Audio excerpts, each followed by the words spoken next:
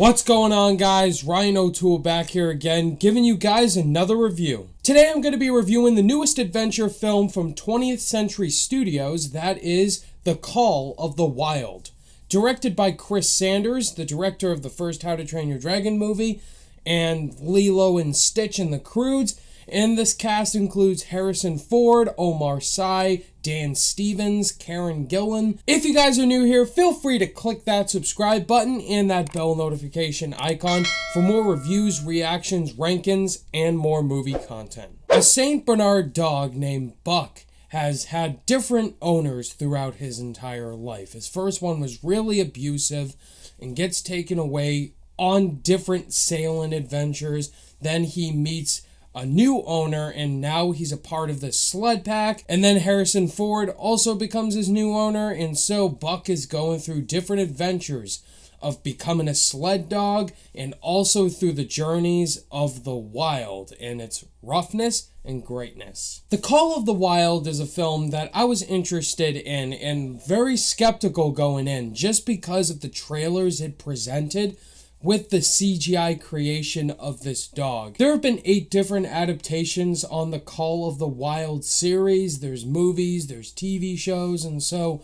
did we really need another story of the Call of the Wild? You have Harrison Ford in it, and Harrison Ford lately hasn't been doing much since Blade Runner 2049, just starring in roles from here and there, like The Secret Life of Pets 2, as a dog. I gotta say though, The Call of the Wild surprised me. It was better than I expected it to be. It was full of heart, humor, and sadness as well. If you are a dog owner, this is definitely a movie you're either gonna love, be sad about, and it has all the emotions you expect for a dog movie.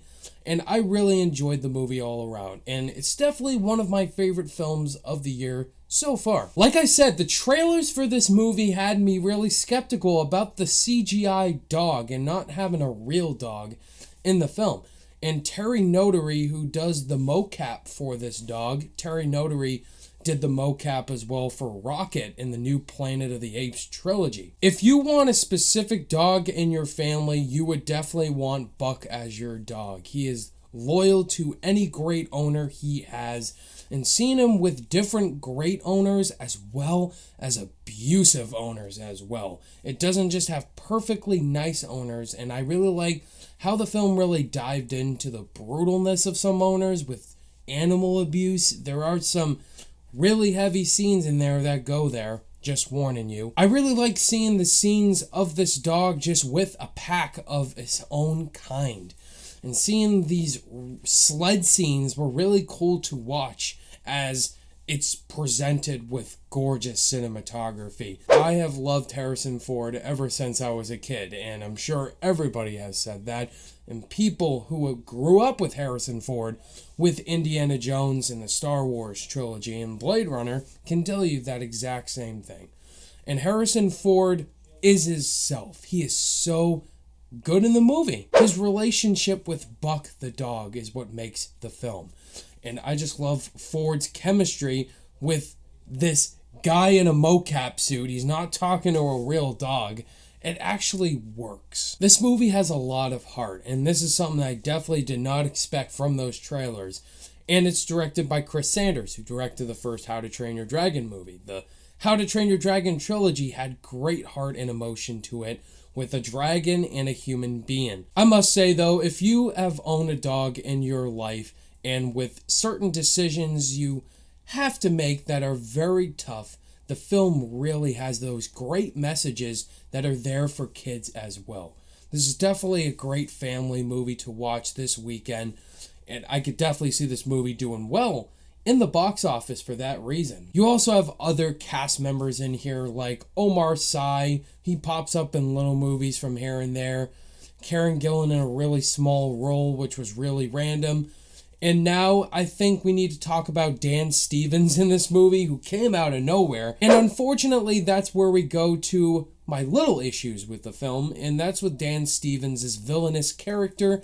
He's just this power-hungry, angry guy who just comes across these dogs, and he's just over the top, and he wants gold, and comes across in this bitter argument with Harrison Ford's character.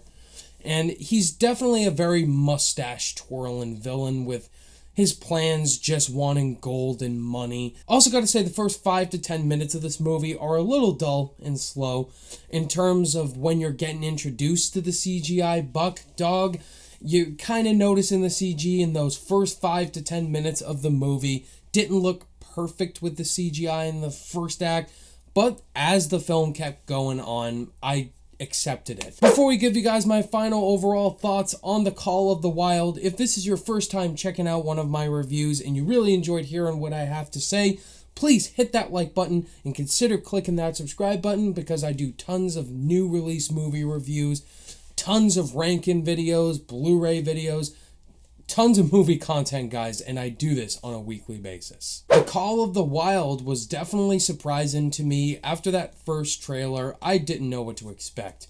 It seemed pretty dull, generic, and a pretty stereotypical new installment of the Call of the Wild film franchise, but I was really surprised with the heart, the comedy that this movie presents, and the messages it told as well. On my rating scale, I'm going to give The Call of the Wild an A-.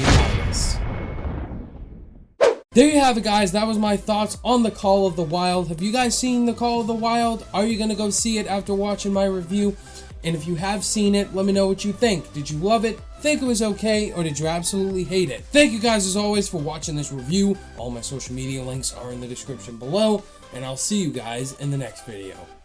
Bye.